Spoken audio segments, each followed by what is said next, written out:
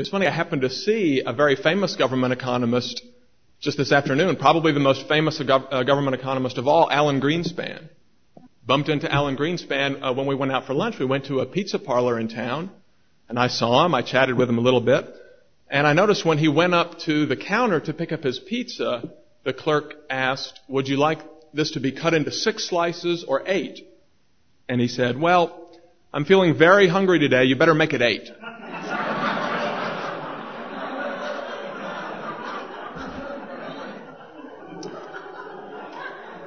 And I thought, you're exactly the kind of person I'm going to be talking about today. Well, my subject is a particularly important and disturbing aspect of the 20th century, and that is the transformation of the American university from a center of higher learning to an outpost for left-wing politics and culture. As recently as the early 1950s, the typical American university professor had political and social views very little different from those of the general population. And today, well, you've all heard the jokes that circulated after the collapse of socialism in Eastern Europe and the former Soviet Union, to the effect that the only place you could go to find actual socialists was the political science department at Harvard. It's commonplace today that in higher education, what can you say? The inmates are running the asylum. All those students who were radicalized in the 1960s have now risen to positions of power and influence within colleges and universities. One needs only to observe the aggressive pursuit of diversity in admissions and hiring, the abandonment of the traditional curriculum in favor of feminist studies, African American studies, gay studies, environmental studies, you name it. I have to mention some course offerings I noticed in recent catalogs. These days you can take courses ranging from Harvard's popular course on fetishism to a course at Oberlin called Feminist Critique and Reconstruction of the Christian Tradition, to Stanford's notorious course Black Hair as Culture and History. And as the humorist Dave Barry would say, I'm not making this up. Okay, these are real. And just to provide you with a little local flavor, my own institution, the University of Georgia, just sent me last week a list of the seminars being offered this fall by the university's Counseling and Testing Center. And some of them I thought were quite valuable. This is how the state of Georgia is using its resources. Here's a seminar called Saying Hello.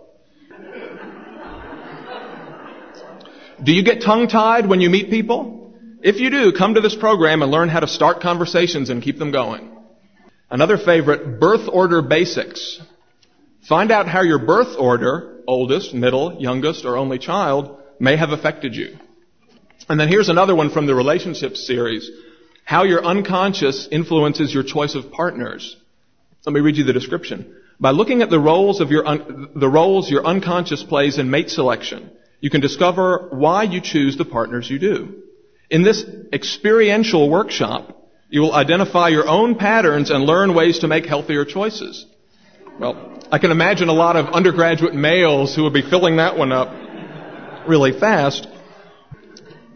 Now, one needn't rely on frivolous course descriptions and the like to establish that most academics lean strongly to the left. Perhaps the most comprehensive survey of academics' political affiliations was published by Carl Ladd Jr. and Seymour Martin Lipset in 1975. In their survey, 80% of the faculty in the social sciences and the humanities said they regularly vote Democratic, while only 5% said they regularly vote Republican.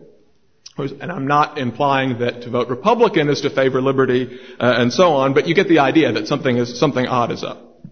A 1989 study for the Carnegie Foundation for the Advancement of Teaching found that 70% of the professors in the major liberal arts colleges and research universities considered themselves liberal or moderately liberal, with less than 20% identifying themselves as conservative or moderately conservative.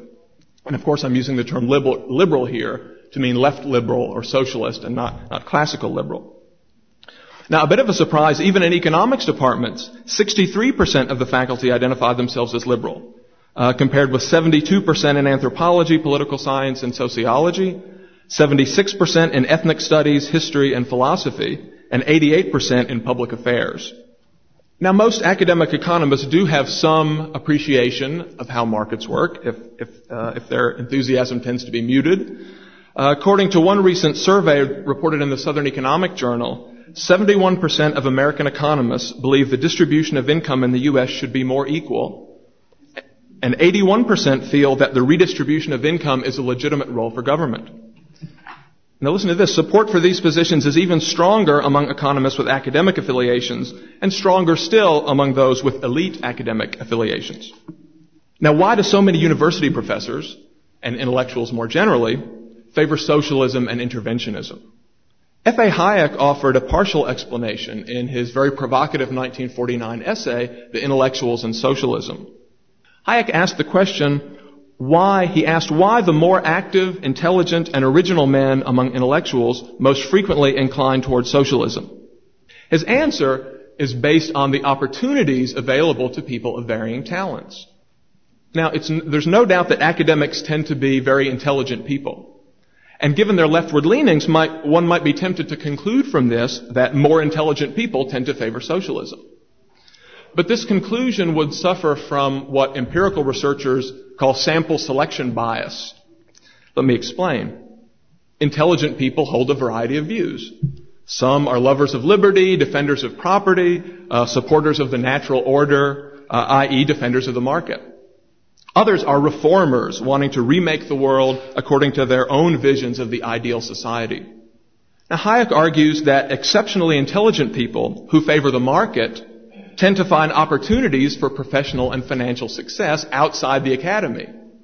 Those who are highly intelligent but ill-disposed towards markets are more likely to choose an academic career. Now, this also leads to the phenomenon that academics typically don't know much about markets because they have so little experience with them. They live in their subsidized ivory towers, they're protected by academic tenure, and so forth. As the great economist Joseph Schumpeter explained in his book Capitalism, Socialism, and Democracy, it is the absence of direct responsibility for practical affairs that distinguishes the academic intellectual from others who wield the power of the spoken and the written word. This absence of direct responsibility leads to a corresponding absence of first-hand knowledge of practical affairs. The critical attitude of the intellectual arises, says Schumpeter, quote, no less from the intellectual's situation as an onlooker, in most cases also as an outsider, than from the fact that his main chance of asserting himself lies in his actual or potential nuisance value. Of course, Hayek's account is incomplete because it doesn't explain why academics have become more and more interventionist throughout the 20th century. As I mentioned at the beginning, university faculty members used to hold political views similar to those held by the general population. What caused this change? Well, to answer, we must first realize that academics receive many direct benefits from the welfare state. Let's begin with the obvious. Not including financial aid, student financial aid, public universities receive about 50% of their funding from federal and state governments, far dwarfing the 18% they receive from tuition and fees. Even the nominally private universities, Harvard, Stanford, and so on, receive at least 20% of their funding directly from federal grants. And if you include indirect support from financial aid and the like, that figure is at least 50%. And according to the U.S. Department of Education, about a third of all students at public four-year colleges and universities and half the students at private colleges and universities receive direct financial aid from the federal government. Now, in this sense, the most egregious example of corporate welfare in American history would have to be the GI Bill, which heavily subsidized the academic sector after World War II, bloating it far beyond the level the market would probably have provided. The GI Bill, which was signed in 1944 by Roosevelt to send returning soldiers to colleges and universities, cost taxpayers about $14.5 billion between 1944 and 1956. Federal spending on the latest version, the Montgomery GI Bill, is projected at $1.4 billion in 1998 alone. To see why government aid is so important to the higher education establishment, we need only stop to consider for a moment what academics would do in a purely free society. The fact is, academics really aren't that important. In a free society, there would probably be far fewer of them than there are today. Their public visibility would be quite low. Most would be poorly paid. Perhaps a few would be engaged in genuine scholarly research, but the vast majority would be teachers, whose job it would be to pass on the collective wisdom of the ages to the next generation. In all likelihood, there would be far fewer students as well. The brighter students would continue to attend traditional colleges and universities, but many more students would attend technical and vocational schools, where their instructors would be men and women with practical experience. Of course, today, most academics at major research universities do very little teaching. Their primary activity is research, though very little of that could be considered real scholarship. One needs only to browse through the latest specialty journals to see the kinds of scholarly research, quote unquote, that goes on today. For example, if you happen to run across the spring 1997 issue of the journal New Literary History, published by the University of Virginia Press, you must be sure not to miss the article by Robert Clark and Claire Sponsler titled Queer Play, the Cultural Work of Cross-Dressing in Medieval Drama. Of course, much of this research is funded by government agencies, such as the National Endowment for the Humanities or the National Science Foundation. The large universities have tens of thousands of students, themselves supported by government-subsidized loans and grants. Why, President Clinton himself has even said on many occasions that 4 years of college or university education is an entitlement for every American. Beyond university life, academics also compete for prestigious posts within government agencies. Consider my own field, economics. The federal government directly employs at least 3,000 full-time economists. That's about 15% of all the members of the American Economic Association. The Federal Reserve System itself employs several hundreds of economists. And there are also advisory posts, affiliations with important government agencies, memberships of federally appointed commissions, and other resume padders that are actively sought. Now, we mustn't think that these benefits are strictly financial. They're also psychological. As one of my colleagues, Dwight Lee, has put it, quote, like every other group, academics like to exert influence and feel important. Few scholars in the social sciences and humanities are content just to observe, describe, and explain society. Most want to improve society and are naive enough to believe that they could do so if only they had sufficient influence. The existence of a huge government offers academics the real possibility of living out their reformist fantasies. So it's clear then that there are many benefits for academics to living in a highly interventionist society. It should be no wonder then that academics tend to support precisely those interventions. Now, I'd like to take just a moment or two to speak about my own profession, economics. As I suggested earlier, even in this field, there's a surprising degree of sympathy for government intervention in the economy. Further, many professional economists play active roles as government bureaucrats, creating and sustaining the oppressive welfare state that now surrounds us. Murray Rothbard devotes an interesting chapter of his 1970 book, Power and Market, to the proper and traditional role of the economist in public life. Rothbard notes that the functions of the economist on the free market differ strongly from those of the economist on the hampered market. What can the economist do on the purely free market? Rothbard asks. He can explain the workings of the market economy, a vital task, especially since the untutored person tends to regard the market economy as sheer chaos. But he can do little else. Rothbard continues, contrary to the pretensions of many economists, he is of little use to the businessman. He cannot forecast future consumer demands and future costs as well as the businessman. If he could, then he would be the businessman. This is, of course, a variant of the popular question, if you're so smart, why aren't you rich? Furthermore, economists are not traditionally very popular as policy advisors. Why is this? Well, economics teaches that resources are limited, that choices made imply opportunities foregone, that our actions can have unintended consequences. These are not the kinds of things that government officials like to hear. When they propose an import tariff, for example, to help domestic manufacturers, We economists explain that this protection will come only at the expense of domestic consumers. When the politician suggests a minimum wage law to raise the incomes of low-income workers, we show that such a law would hurt the very people it's intended to help by throwing them out of work. And on it goes. To every utopian reformer who says, yes, we can create a better society for you, the economist replies, no, no, no. This is why people say we're not fun at parties. Public officials, for sure, do not like the fact that we live in a world of limited resources. This thwarts their many creative schemes. And this is particularly true for public officials in a democracy who must make promises to win public support. More guns and more butter. A chicken in every pot. By the way, I was reminded how universal this truth is just this past June when the new president of the University of Georgia, a fellow named Michael Adams, made his first public appearance on campus. Now, Adams is himself a seasoned politician, a former top aide to Howard Baker and Lamar Alexander. And I remember his opening speech to the university community where Adams outlined his priorities as incoming president. What kinds of things does he favor? Well, as it turns out, he favors more resources for teaching, more resources for research, more resources for outreach and public service, more resources for facilities, and so on and so on. You get the idea.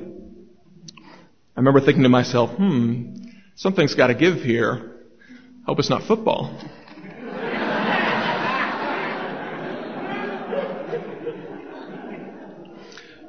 Unfortunately, over the last several decades, the role of the economist has changed dramatically. Partly for the reasons we discussed earlier, the welfare state has largely co-opted the profession of economics. Why is that?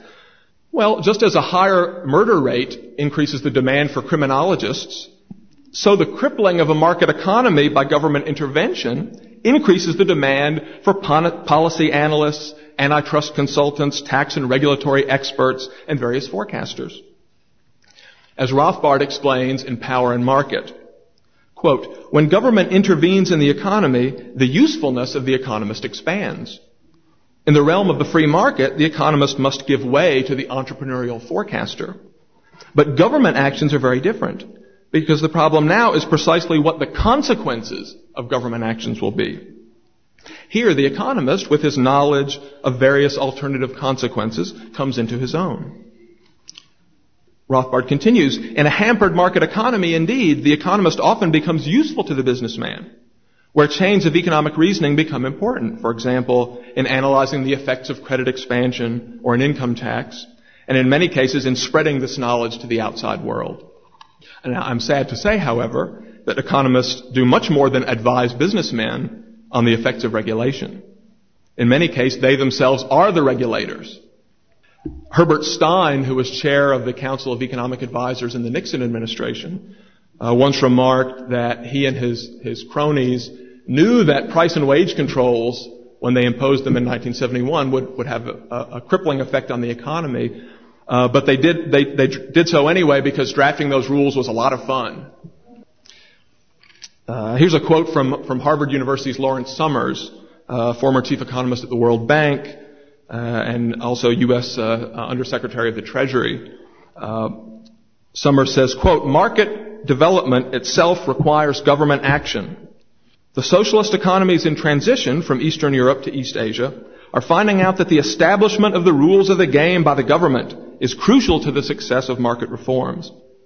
And by the way, by rules of the game, he doesn't mean the rule of law, establishing property rights, and so on. He means infrastructure, so-called public goods, and so on. And by the way, some economists' motivations are much more pedestrian than that. I remember a classmate in graduate school telling me that her goal after graduation was to work for the International Monetary Fund because you get to travel all across the world first class and you get to keep all the frequent flyer points. That is an absolutely true story. Now, how did we get to this state of affairs? Well, to some degree, the increasing professionalization of the economics business must take some of the blame.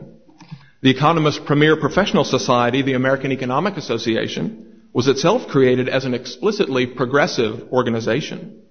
Its founder, the religious and social reformer Richard T. Ely, planned an association, as he reported to a colleague, quote, of economists who repudiate laissez-faire as a scientific doctrine, close quote. The other founding members of the AEA, all of whom had been trained in Germany under Gustav Schmoller and the other members of the so-called Younger German Historical School, were similarly possessed with reformist zeal. The Constitution of the American Economic Association still contains references to, quote, the positive role of the church, the state, and science in the solution of social problems by the development of legislative policy. However, if I had to select a single event that most encouraged the transformation of the average economist from a critic of intervention to a defender of the welfare state, it would have to be the Second World War. Now, to be sure, it was the progressive era that saw the permanent introduction of the income tax, establishment of the Federal Reserve System.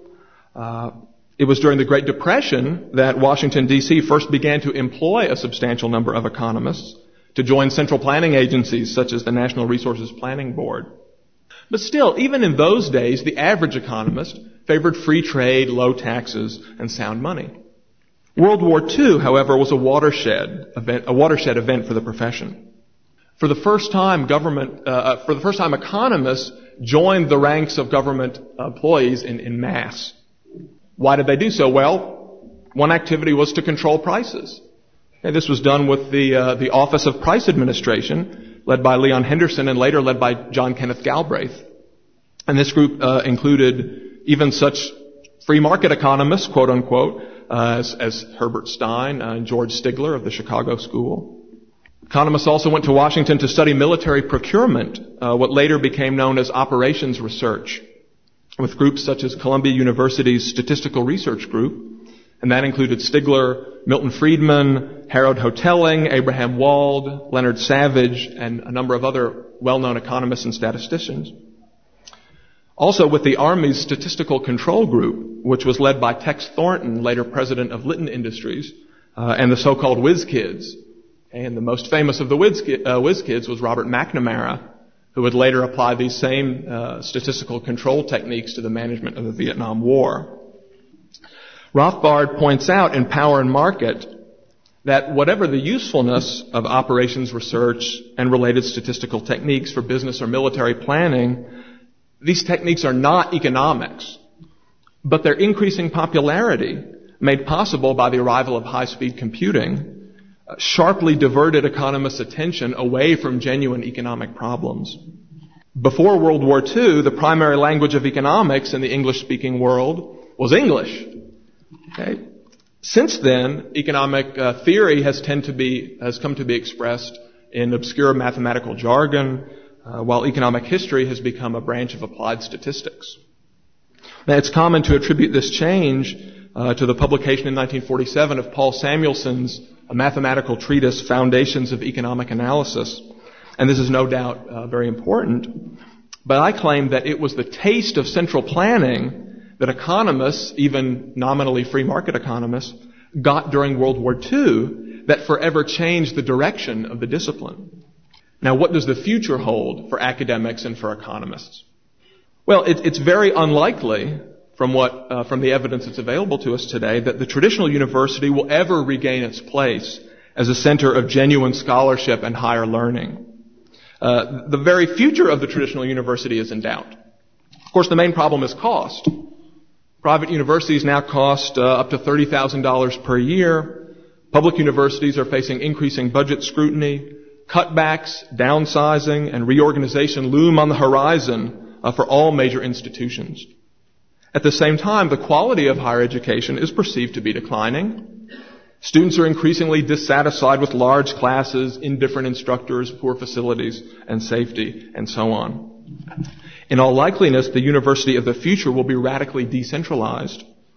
Already, much of the intellectual activity in the United States has been farmed out to private organizations, think tanks, like the Mises Institute, for example. If I could quote from Paul Vitz, a psychologist at New York University who's written extensively about the future of the university. Quote, when universities fail to provide a decent environment for their original major functions, i.e. research and teaching, other institutions come along to replace them. The result is the development of a large intellectual community which no longer has any vested interest in the universities. Furthermore, increasing numbers of students are uninterested in pursuing a traditional education, pursuing a higher education at a traditional college or university. For example, if you think about homeschooling, the popularity of which is at an all-time high, just imagine what kind of educational environment those students expect. They expect personal attention, a serious curriculum, etc., precisely the things the modern university lacks. These students will be looking, in all likelihood, at alternative forms of higher education. Community colleges, specialized programs, video classes, classes on the internet, who knows. But to serve this cohort of students, radical decentralization of the traditional university will be necessary. Perhaps in this new environment, genuine scholarship will flourish again. Economists can return to their traditional and proper role of explaining how markets work and why interventions in the marketplace have various unavoidable consequences. Then, maybe academics can go back to being real scholars, not simply apologists for Leviathan. Thank you.